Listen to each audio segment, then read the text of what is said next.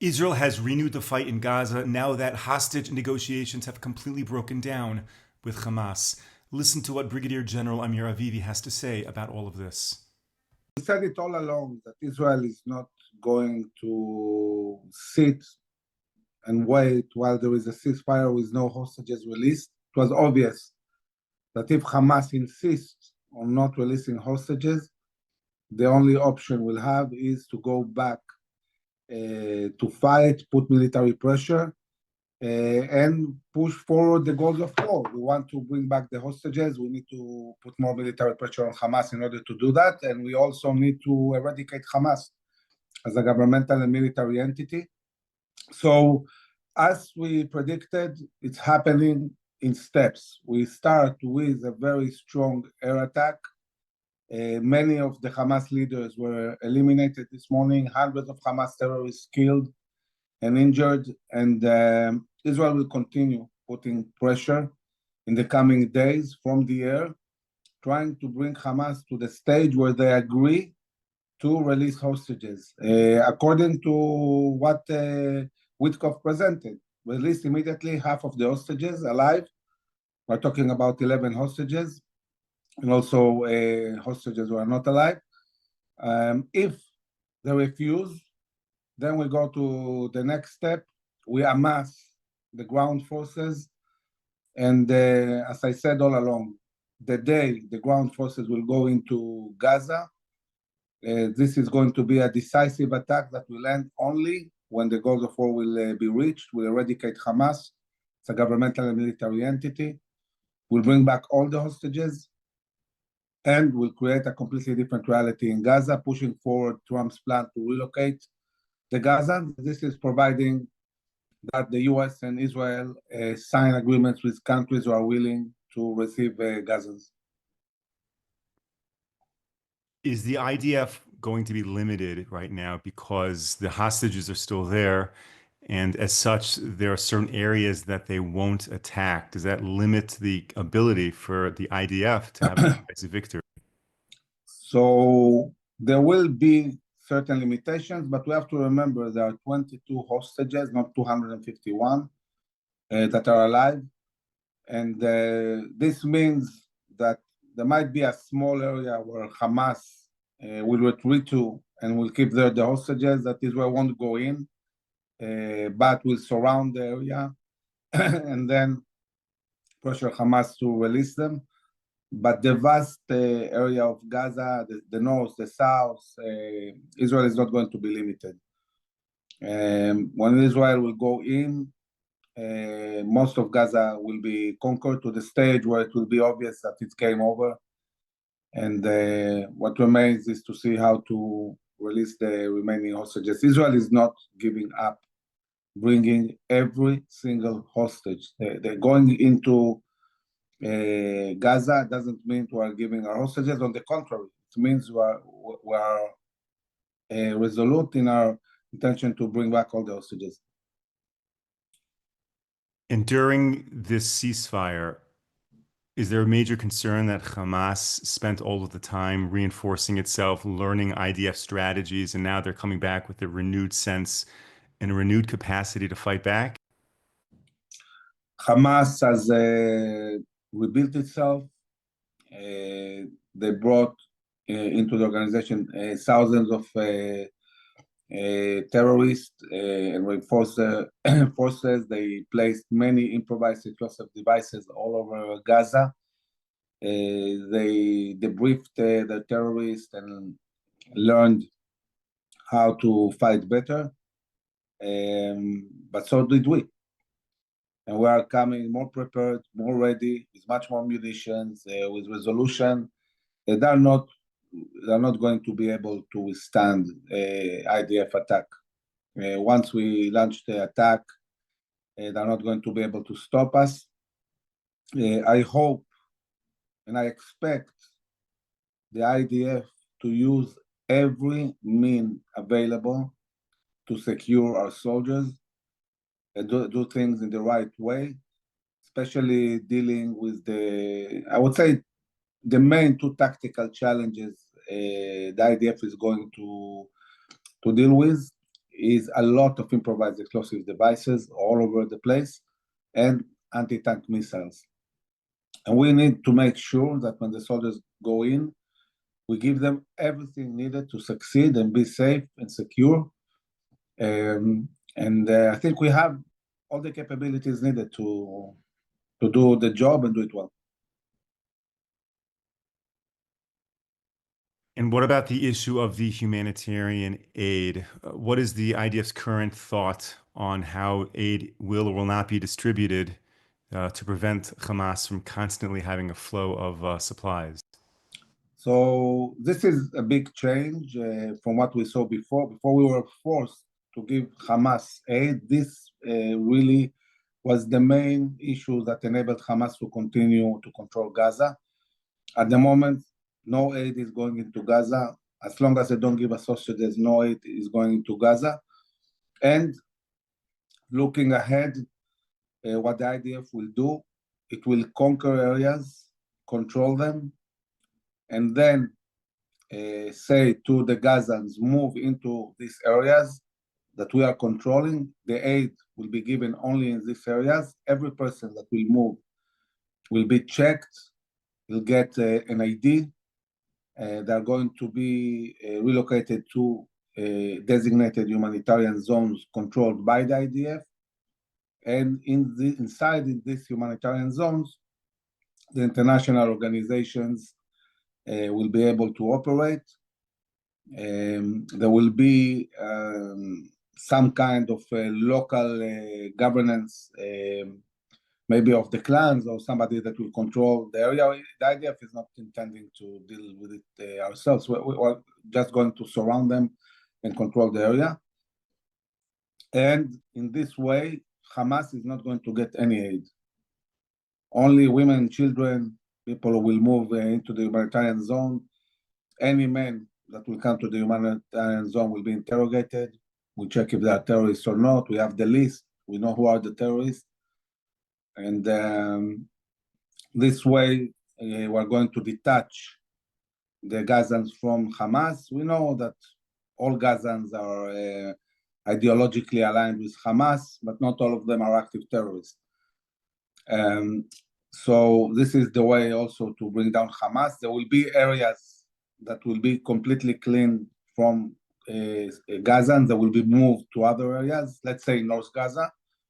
And in place where there is no civilians anymore, in this place we'll be able to stop completely humanitarian aid, water, electricity, and put a siege on these areas until Hamas terrorists, all of them, surrender.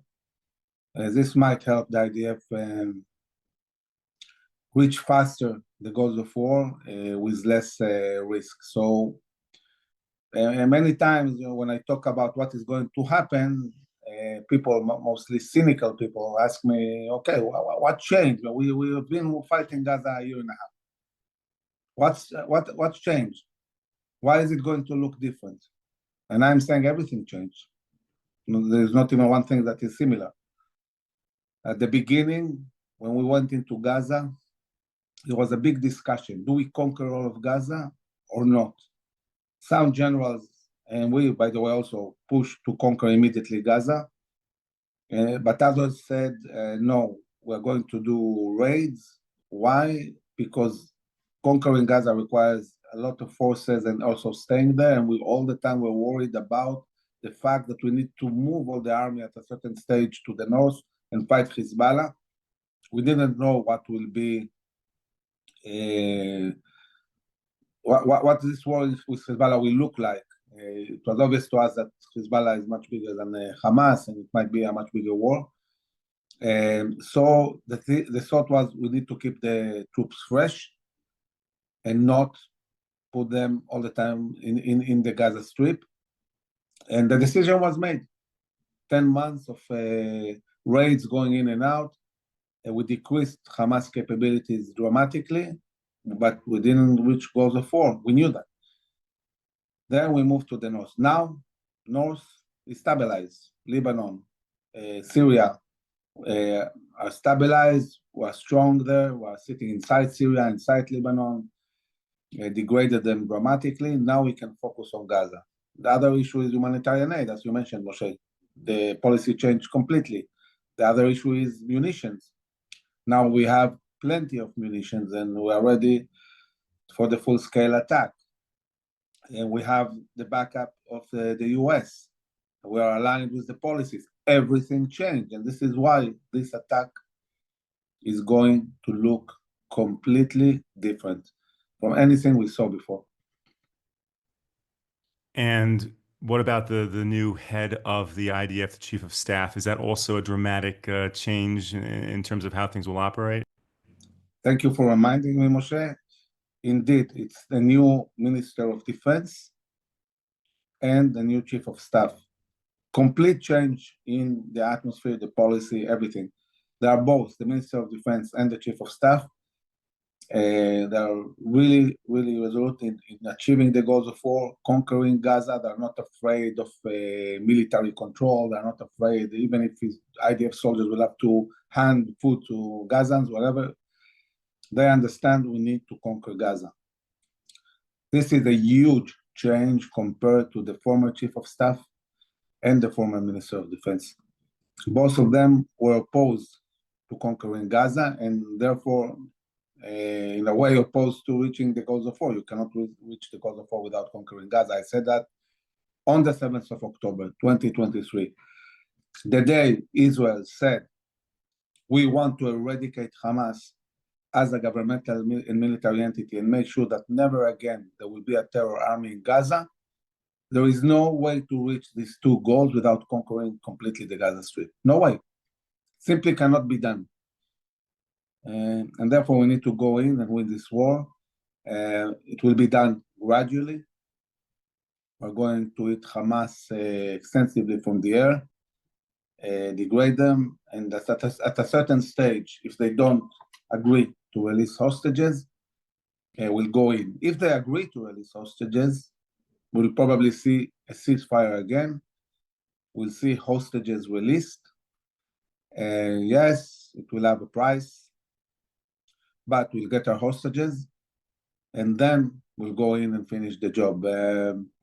So now we have a chance to really set back Hamas from the buildup that I've done in the last few months, change reality, push back Gazans south from the north of Gaza. It's already happening. And prepare the ground for the ground forces to attack. Now, when you use terms like conquering Gaza or talk about IDF soldiers directly handing out aid, it gets people very worried because it sounds like that will put Israeli soldiers at greater risk and potentially there's greater chances of casualties. Is that the case, or is it maybe the opposite? Obviously, when the ground forces will go into Gaza, it will put them in risk, a lot of risk. Fighting on the ground is a risk, but it's a risk that needs to be taken to destroy Hamas. The only way to secure the citizens of Israel, the South, and also in the long term, the soldiers, is destroying Hamas. And you cannot destroy Hamas without conquering Gaza. You need to go in and destroy them. There's no other way. You cannot manage a relocation without controlling Gaza Strip. You cannot de-radicalize if you are not there. So really to do not a long-term, I would say an eternal change in the Gaza Strip, this goes through total victory. This goes through going in, conquering the whole area, destroying Hamas completely, and then managing relocation and whatever plan they want to manage. This needs to be done. And yes, it's dangerous, but I'm saying there are many tools the IDF has that need to be used to secure our soldiers. What I'm worried about is all these lawyers in the army trying to prevent the army from using capabilities that must be used to secure our soldiers. Now, according to international law, you need to attack in a proportional, you need to use proportionality. So, for example, when the US bombed Nagasaki and Hiroshima, it was according to international law because they said proportionally, if we do it differently, if we go in on the ground, the amount of casualties will be dramatically higher on both sides. So even using an atomic bomb might be proportional in a certain scenario. I'm not saying this is what we need to do, not at all. But just explaining what is international law talking about wars. When in the Second World War, the Allies conquered all of Germany all the way to the last building in Berlin, this was proportional in order to destroy the Nazis. So we need to make sure that our ability to deal with the anti-tank missiles, to deal with the improvised explosive devices, to deal with the tunnels, all these challenges the ground forces are going to meet when they go in. We use the whole spectrum of capabilities we have in a proportional way that is relevant to the scale of war we are dealing with, and the scale of war is big. It's a big war in order to achieve what we need to achieve. Now, the way to do it is that when we go into certain areas, we move the Gazans from these areas, and then there is no problem. You can use almost whatever you want because you move them. The civilians are not there, so there is no problem using any capability you have. And I believe that the IDF will do that. When they'll go to North Gaza, South Gaza, other areas, they will say to people, move out of these areas. We're going in, and then they'll go in full force. But this time, conquering the area. Conquering means we stay there. We go in, we clean everything, we take the area, and we stay there. We're not going to retreat back.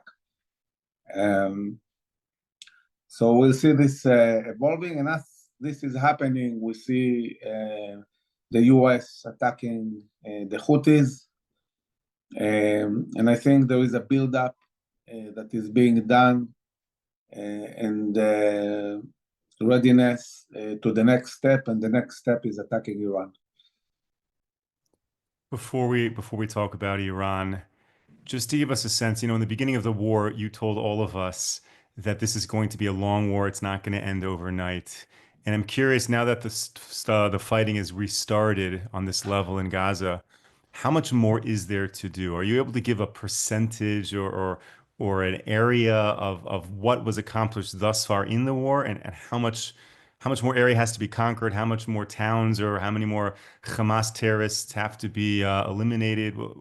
What are the numbers or the length of time we're looking at? So I think the goal of Israel needs to be clear in the coming year, total victory on all fronts, all of them. Iran, Gaza, Lebanon, Syria, Houthis. I think talking about Gaza, the time frame the government put is something like 6 months. I think it can be done much faster. But it's not just about the phase of conquering the area, it's also about managing it afterwards and what will happen the second phase. We'll have to also, after Gaza, move units to Judah and Samaria and really destroy all the infrastructure of terror there also.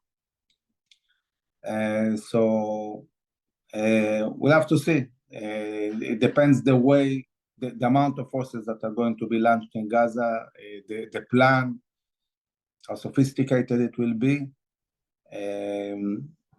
It might happen faster than we think, and it might take time. It depends.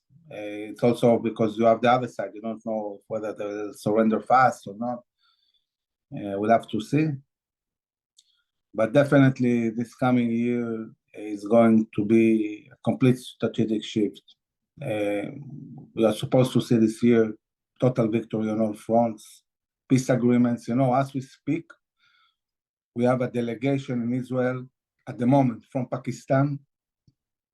It's published today that a delegation from Pakistan, which is a country we don't have relations with, is visiting Israel. So when I said again and again, there will be peace agreements that will extend all the way to Indonesia, Malaysia, Pakistan, Oman, this is what I mean. So we're supposed to see a big win this coming year, peace agreements, regional, global peace agreements. And I expect the government and the administration following that to push sovereignty over the Jordan Valley and the Jewish towns in Judah and Samaria in order really to create the terms to secure Israel for generations to come.